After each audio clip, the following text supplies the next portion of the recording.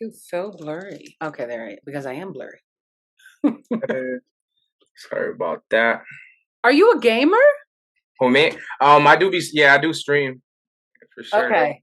Yeah, because that's a very gamer Like headphone. setup. Yeah, I Yeah. know. Yeah. So I'm like, okay, we have like a Roblox. What's Nah. what's that game that is like really famous? And I always blank the one where they're like little colorful blobs, and you have to figure out who's actually the killer. Among Oh, Us. Among Us. Yeah, yeah, yeah. Yeah, that's a dark game when you really think about it. Nah, yeah, it really is. I don't know how people play it all the time. I know because I think we're all addicted to drama. Yeah, exactly. But well, I mean, my interviews are very conversational. That kind of leads to, you know, in discussing your music and like the world and its dramatic sense. Do you find that your music, especially your most recent, is kind of clearing things for you, clearing ways, clearing thoughts, clearing feelings? Yeah, I would say so. Honestly, like how my music is, like it's not like your average like New York sound is different. I have my own like sort of I have my own sound, and just the way I am, I have a very creative mind, so I get really like in debt like with like how I try to put my thoughts together or like my like songs together or like my visuals like they have messages in them like and it like the visuals really capitalize off of the songs, like it really like makes the songs come alive, to be Yeah. honest. Well, I've just got to thank you for saying that, like actually complimenting yourself. You're like, I am very creative. And I thank you for saying that because I'm friends with a lot of artists, and one of them was going to watch this. And I said, I'm really good. And he was like laughing, no, you're not supposed to say you're really good. And I'm like, no, humility is not saying you're good. You know what I mean? Yeah. Mhm. And I think that's something that a lot of artists experience, where it's kind of like you downplay who you are in a world that will already downplay you. So you don't even know you're endangering yourself. No, exactly. Yeah. You have that confidence is key, especially in this world, like especially in this entertainment industry. Like, if you're not gonna believe in yourself, like no one else will. That's absolutely true. Is that what you feel then? Like, because it seems like your music is very visual to you. Is there a particular experience that kind of came in to your music in vision in a way? Like something that influenced you, where if I watch your music, I'm going to see that experience play. Yeah, absolutely, absolutely. You will. Like sometimes, like with some of the things that I say, it can come off as me being cocky, but it just really comes from like no one really like believing in me. Yeah. And it really comes from like all the hard work, like and especially like how everything is coming to full fruition right now, little by little.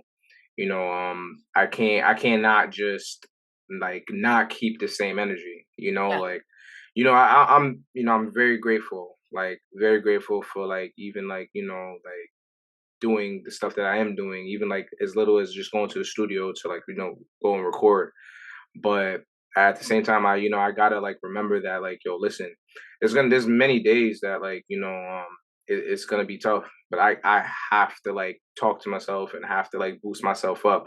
I'm not always gonna have someone like in my ear to like like push me and like pick me up when I'm down. Yeah. Yeah. So I think it's fascinating because it means that like when you said I am creative, I am good, it's a response to knowing that no one else is going to say that for a while until you hit it big or reach this level. Like I think a lot of artists are their own support system. Yeah, absolutely. And do you mind if I record? Oh yeah, sure thing. All right, cool. I think I have to send you a request. Oh yeah. Am I going to come out in the stream or something? Oh no, no, I gotta post it on my Instagram for sure. Oh, okay. Yeah, Um But yeah, it's I what I was trying to say is that like a lot of artists are their own support system.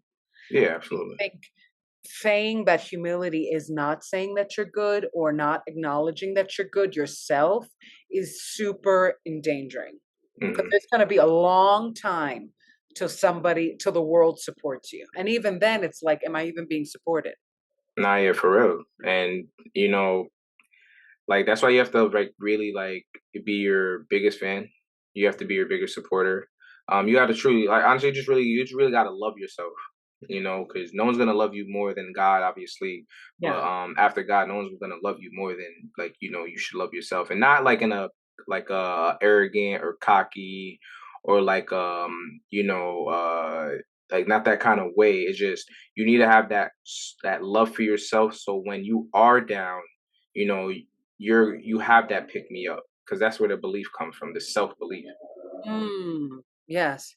So go with that concept of you have to be your greatest fan. You being your own fan, Yeah. how would you describe you in terms of fan? Like you were your own fan to me.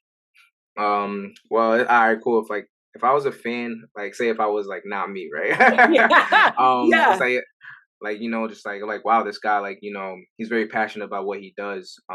He's not someone that like puts up this persona of this this dude from the street. Nah, like he's a kid that went through a rough patch, like growing up, and he found his way. He got lost, just like anyone else, but he continued to like to see it through.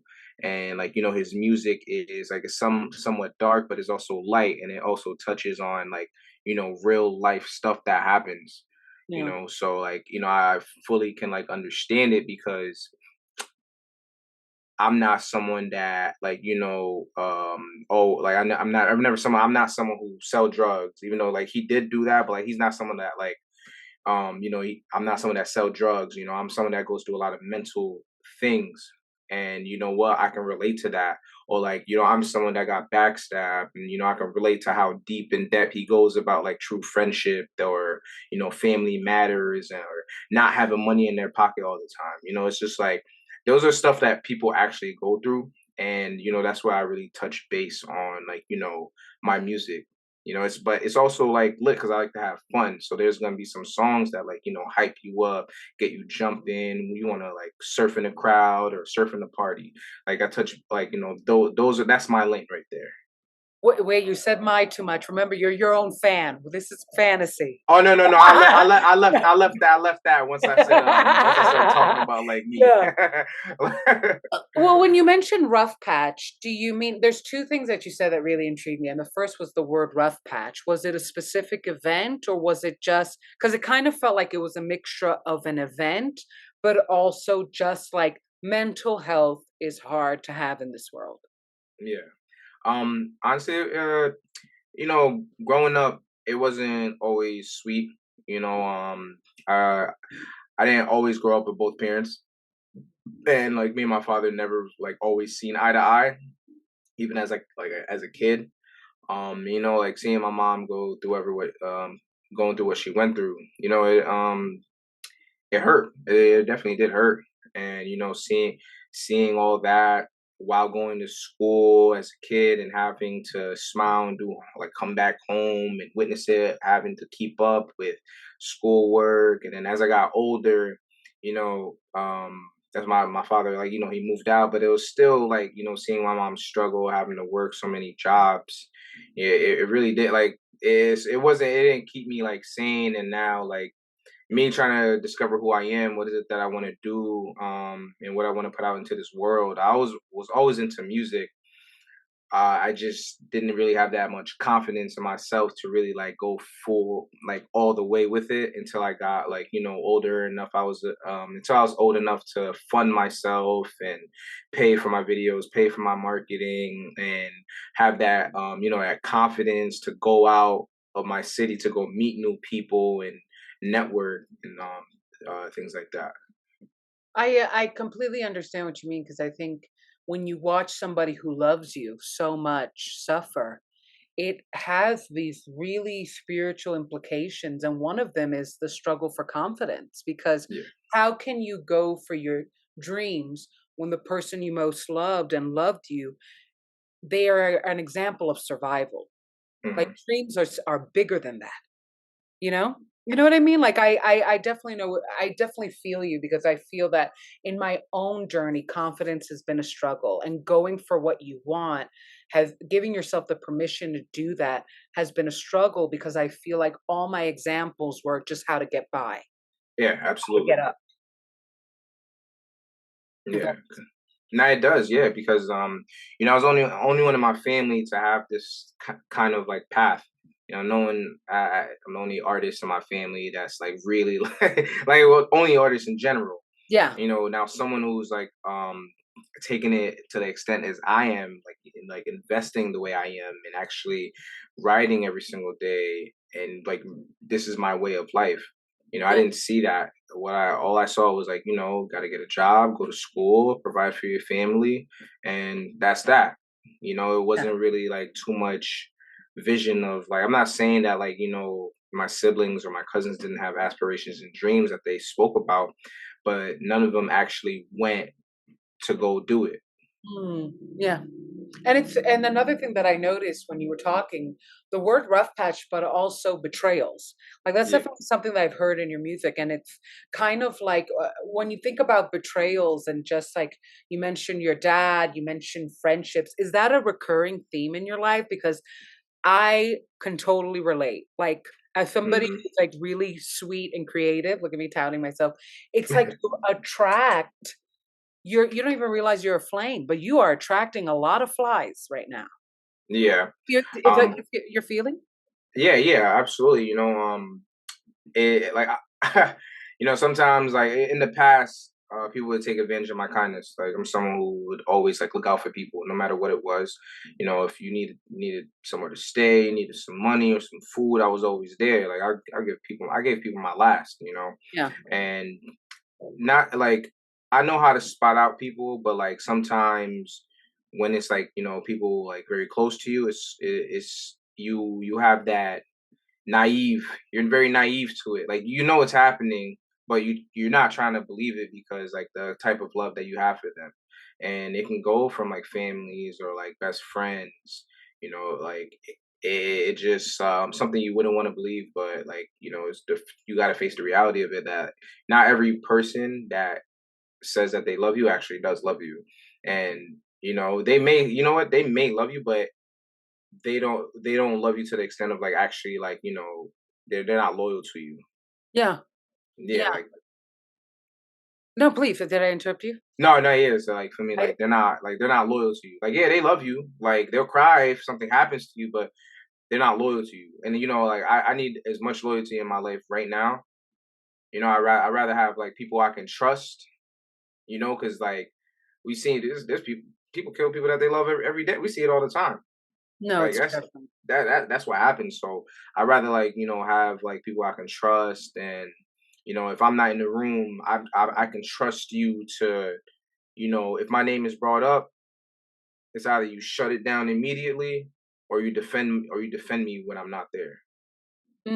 I think it's like you inspired two thoughts because when you were talking about your childhood and stuff, I think one of the things we learn from our parents' struggles is like I think my mom is one of the most forgiving people in the world, and sometimes I'm like, maybe you forgave too much. Yeah, know, for it's real. kind of like their definition of forgiveness is to handle BS sometimes and just Hmm. keep handling, especially with people you love. And one thing that I've learned is it's a similar lesson, but I think one thing that I have learned is not everybody who suffered is actually good, if that makes Yeah, I think that that is kind of it's not just not everybody who says they love you loves you. It's that so often we think if somebody's down, they are good people. Like good people get down, get yeah, cut. Or even if a person doesn't deserve what's happening to them, it doesn't necessarily mean that they are a good person. And I think that's what I'm trying to analyze right now. Like basically like bad people get hurt too. yeah. They do. Yeah, but theirs is way worse because that's just karma. When bad people like bad things happen to bad people, Yeah. but it may sometimes like it may not happen to them as quickly as like a good person, but it's like it's not a bad thing happen to a good person. It's just a lesson that they have to learn. And these lessons that like happen to bad people, which they think is a bad thing, like no, like that's karma. You're not learning from it. That's why you're like that's why it's reoccurring. It keeps coming back and coming back, and they take that pain or whatever they went through, and Mhm. they put it out on the bad people. I mean they put it out on the good people, Yeah. and it sucks. Well, I think that that's kind of like I think the mentality of this world sometimes is, and rightfully so, when you think of like the world, what's going on, it's that good people suffer, bad people win. Yeah, Like rich guys, a lot of the wealthy, the most wealthy in the world, are because most of the world is poor. yeah, So sometimes it's really hard to differentiate what who is actually paying karma or paying for the price of somebody else's act. And I think that confusion over what is actually good and what is actually bad, sometimes it's like we get trapped in labels and looks. And I'm wondering if in your own music, especially what you're about to release, do you feel a little bit like I asked you if you felt clear, but like is there something specifically clear about humanity, especially yours? yeah, absolutely. And the number one thing is like the number one thing that resonated with me with the past couple songs I've been like recording and I'm getting ready to release in this project is you know my higher power. I gotta keep them as close. I gotta keep that higher power as closest to me as as possible. And I have to stay sane, stay consistent, just stay very confident. Because if one of those they all have to match, they all have to align with each other.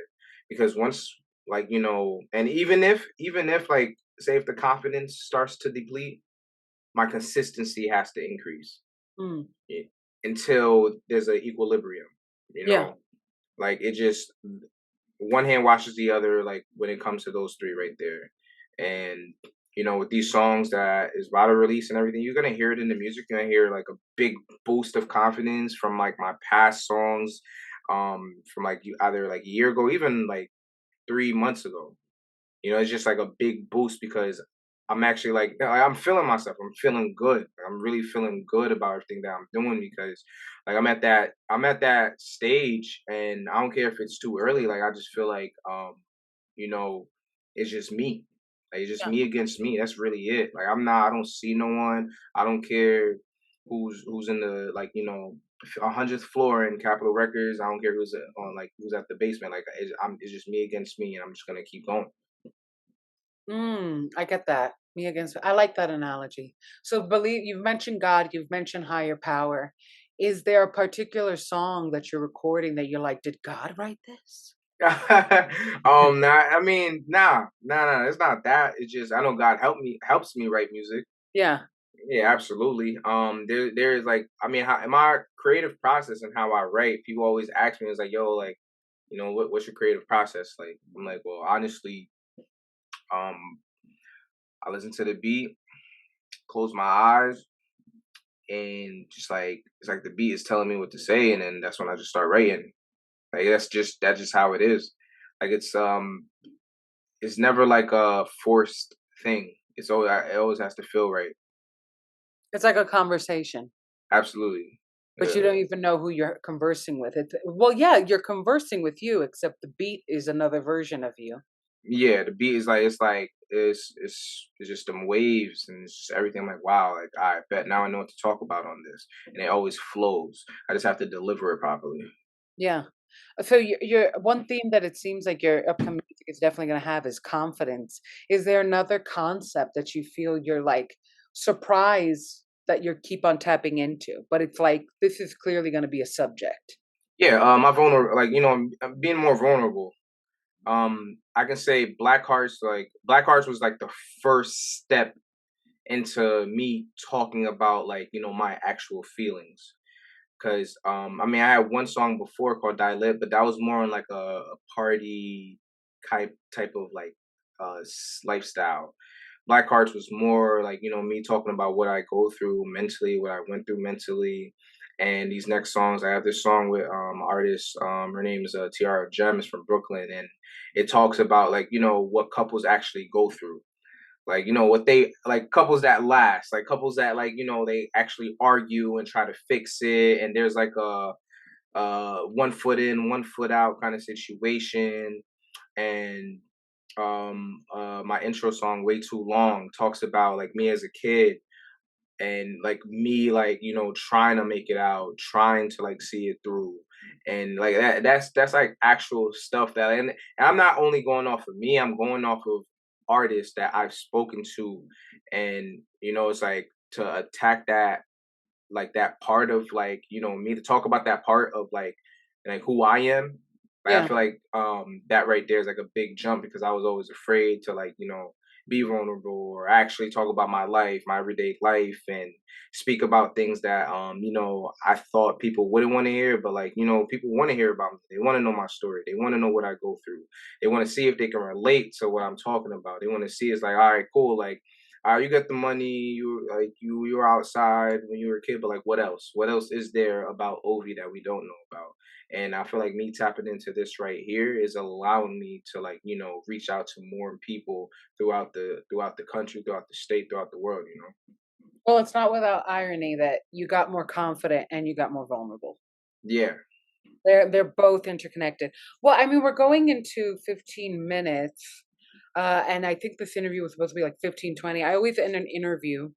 We had like 10 questions. So I always end an interview with like oracle cards, like picking out positive affirmations. Do you want me to pick you Okay. up some? Yeah. See, can I? Ooh, ooh, this one flipped. Ooh, okay. Oh wow, this is so interesting. You've got like a chaotic three because you got funnel, which is a period of frustration, lessons to be learned. You got heart, like a lot of love is coming, not only from you to you, but from others, and grapes, which is time to go have fun. So it's like heart funnel. So it seems like you're entering a new chapter in your life that is going to be, I don't know what there's a name for it, but I don't know. Basically, like a lot of growth is coming for you spiritually, not Okay. just materially. And it involves wisdom, it involves joy, and involves love. And some of that joy and love and wisdom is going to be learned through challenges. Okay. But like it's like you're basically going to mature a lot. And I imagine I don't know one album release that is easy. Yeah, right. Not. So I imagine that like there's something very obvious about those cards too, because I don't know one person who releases an album and feels the same after. Yeah. Ooh, okay. And then I always pick like a extra. Oh wait, two came out. This is so exciting. Okay, hat, you will be playing a different role. Quill, get back to the basics. Gong, an exciting event, and opportunity or windfall. It's so interesting because I see with these three, opportunity or windfall, get back to the basics and hat. I don't know if you've ever thought of like other work in music, like maybe manager or producer for someone else, like working in another hat within music. Hmm. But it seems like you're going to be expanding your monetary and the spiritual relationship with music. Okay. You know what I mean? Like you're going to pick different roles. You're Okay. not just going to be the artist. And it seems like there's a lot of success in it. I think that like an exciting event. So it seems like it will bring you opportunities. The difference is that like you have to embrace that role. Okay. Because it seems like usually, I mean, music, you're either the artist or the behind the scenes. So Hmm. it might be a behind the scenes role that is really prosperous for you, but it's just kind of like either go full force and embrace it or don't touch it. Because it's either, everything is yin or yang. You're either the best or the worst in this industry. Yeah. But yeah, it seems like a lot of surprises for you. Nah, thank you. Yeah, yeah. I wish you all the luck. This was a great conversation. I'm glad for your confidence and vulnerability and your new opportunities. Nah, thank you so much. Really appreciate that. Yeah, same, same. I will see you. Good Nah, yeah, interview. see you. See you. Enjoy.